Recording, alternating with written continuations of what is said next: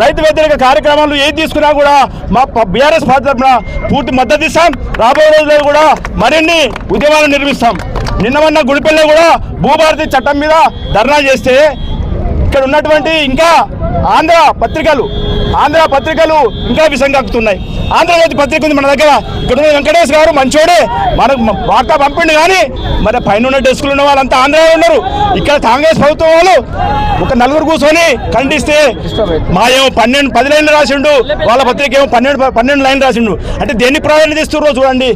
కాబట్టి పత్రికా మిత్రులు కూడా ఆలోచన చేసి తెలంగాణ ఉద్యమంలో ఏ విధంగా మీరు తోడ్పడ్డారో రైతుల పక్షాన ప్రతిపక్షంగా ఉన్న మేము చేసే కార్యక్రమాలు కూడా గుర్తించాల్సిందిగా కోరుతా ఉన్నాం.